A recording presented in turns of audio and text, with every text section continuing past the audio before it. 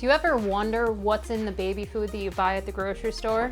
Did you ever want to make your own baby food, but you found it way too overwhelming?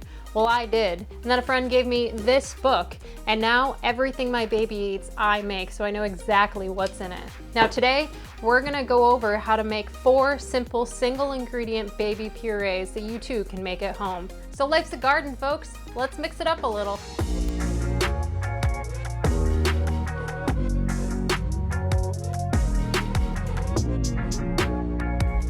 So you may wonder, what are a few good reasons to make your own baby food? One being, I know exactly what goes into everything I feed my baby. If you look at some of the adding ingredients, one thing is arsenic. I definitely don't want to feed my baby that. We are hoping to grow all of our own baby food, so the cost is very minimal to make our own baby food. But if you break down the cost, it's about 7 cents per ounce to make your own baby food if you can buy your fresh produce in bulk and if you pick some things in season. So one of the biggest questions I had was, do I have enough time to make my own baby food? We both work full-time jobs, so I was very worried about taking the time to make food for every single day. Well, with this book, it gives me the opportunity and shows me how, with very simple steps and all your basic kitchen accessories, to make your own baby food. And now I can make about 3 weeks worth of baby food in under an hour. So I've been talking about this book that made it possible for me to believe I can make my own baby food. And here it is, The Big Book of Organic Baby Food by Stephanie Middleberg. A friend of mine gave it to me and I dove right in. It is step-by-step on how you can make single ingredient purees, and it goes in the different stages of baby food making and what to expect for your child's needs. It goes through nutrition facts and just the time it would take to make some of these purees, which is between 5 and 10 minutes. So enough about me, enough about this book. Let's get going on making a sweet potato baby puree. Okay, so what you want to do first is pick out some organic sweet potatoes. You could go to your local grocery store or your farmer's market, whatever is available to you. Bring them home, wash them up really good because I want to make sure anything is off of it from being in the stores. And then we're going to peel each sweet potato and then dice it up into 1-inch cubes. It doesn't have to be 1-inch cubes, it just cooks a little faster if you do 1-inch cubes. We're going to put 1 inch of water in a saucepan on the stove to bring it to a boil. Once that water has come to a boil, I'm going to put those in the steamer. The steamer I got will link below. Very inexpensive, but it works great. If you have a stackable steamer pan, that also works wonderful. So once we put them in the steamer, we put them in the water and the lid on the pan for about 10 minutes or until they're tender. You want to make them a little more done than you would normally because we're going to puree them. So I usually test my potatoes with a fork just to make sure they're pretty tender and squishy. When you decide the potatoes are ready and you go to remove them from the pot, make sure you use a utensil to remove the steamer or pot holders. That way you don't burn yourself. And then let them set till they're close to room temperature just to cool down and make them easier to handle when we're making our puree. So once our potatoes are cool enough that we're gonna add them into whatever device, I have a Ninja right now that I use to make our puree. You can use a baby bullet or any type of food processor or blender that you may have. Or if you make the potatoes soft enough, you could always mash them up with a fork. If you don't have any of those tools, the fork can mix them well enough. So once you decide how you're gonna make your puree, add it to whatever device or bowl that you're gonna use.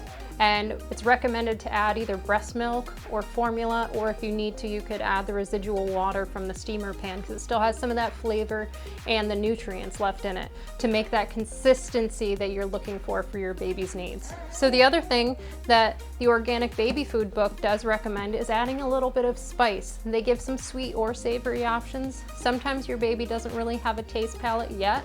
I change it up a little bit. For some of the sweet options, they recommend some cinnamon. They also recommend some ginger. Another savory option is garlic or onion powder. I like to give my baby a little bit so they can expand their palate, and it's something that I would actually like to eat. So now that you have your puree at the consistency that you like, we're gonna get them ready to put them into containers.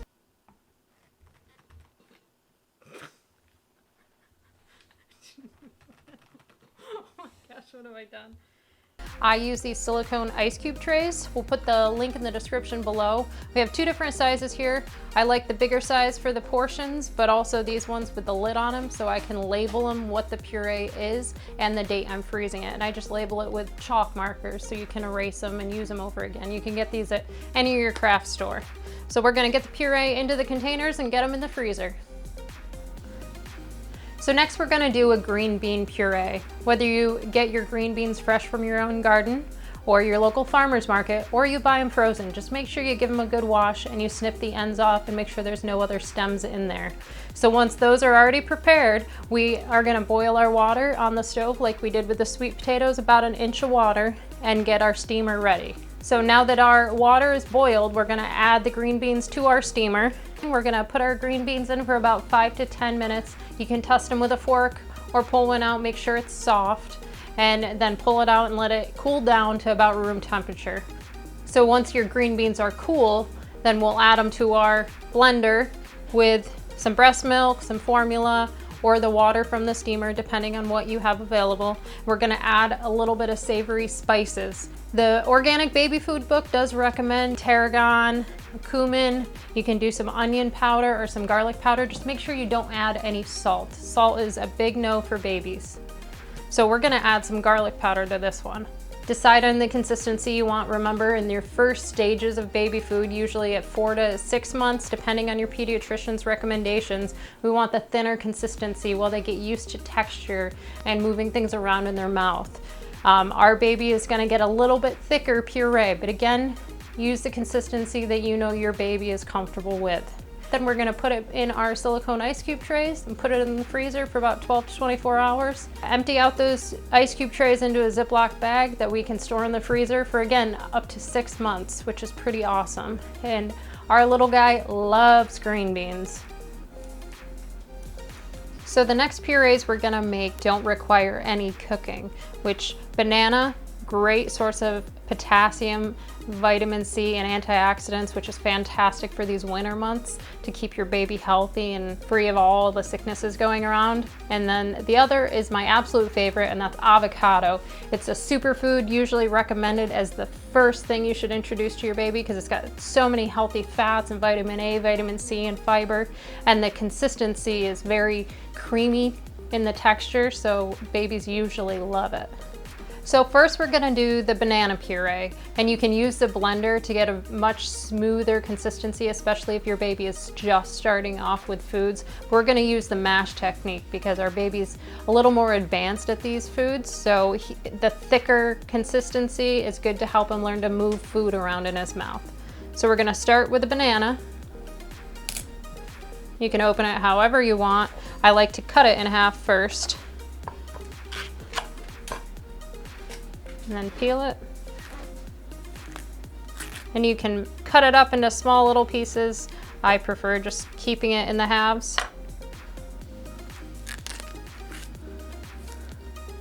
And again, banana is something that's so full of flavor that you don't always have to add anything to it. You can add the breast milk for a smoother consistency and texture, and you can also add some spices. So we do have some nutmeg, some allspice, ginger, or cinnamon. You can change it all around to help your baby explore and really expand their flavor palette. So with the banana, we're just gonna start mashing it. And get the ripest bananas you can, because if they're not fully ripe, it's kind of hard to get them really mashed.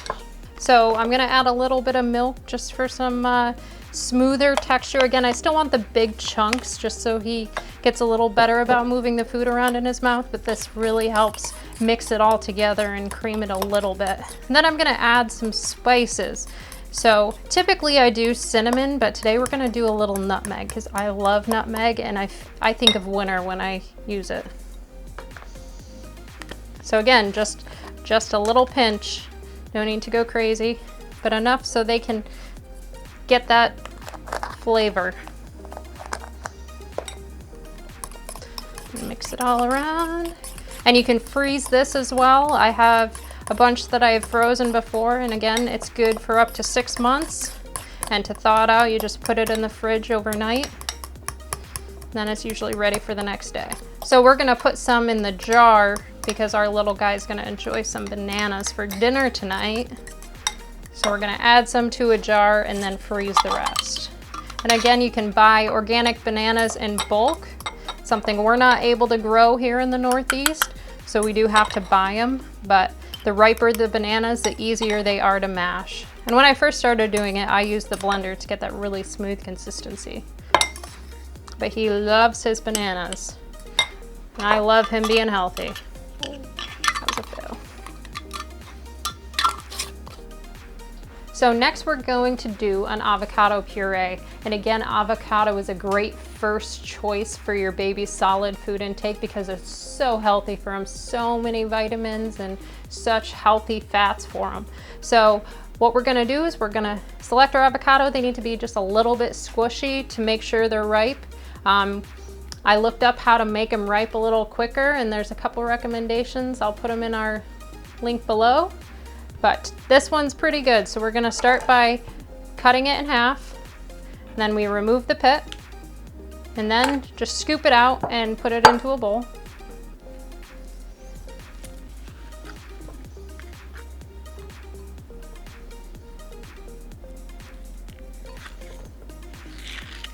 Okay, so once it's in there, again, the more, you don't wanna, make sure you don't get the end piece in there because that's never good for the baby's digestion. But the more ripe the avocado, the softer it's gonna be and easier to mash. So you can use a spoon, you can use a fork, whatever it is you prefer to use. Just try to get that consistency a little smoother. So again, it depends on the consistency you're looking for. I like those chunks in there. So once I get it mashed up to where I'm happy with it, I'm gonna add a little bit of milk just for a smoother consistency. Just makes it a little healthier for them too. So mix that in. Alrighty, and then I am going to add a little bit of garlic powder for this one, for that savory option. I love garlic, so we're hoping our little guy does too. Alrighty, so just a pinch, and make sure it's garlic powder. Again, salt is not good for babies, so only garlic powder. So make sure you taste it once you get the consistency you like, because if something doesn't taste right to you, you don't expect your baby to eat it. So taste as you go. And now we're gonna put it into a container. So we're gonna put it into this one so he can enjoy it for dinner tonight as well. And then we're gonna add the rest to some ice cube trays and then freeze it overnight so we can have it for the next couple months. So today you learned how to make 4 simple single ingredient baby purees. We did sweet potatoes, green beans, banana, and avocado. All great first foods for your baby's start on solid foods. Remember to ask your pediatrician about any food allergies or sensitivities that you're concerned with, and talk to them about when you feel that the baby is ready to start on solids.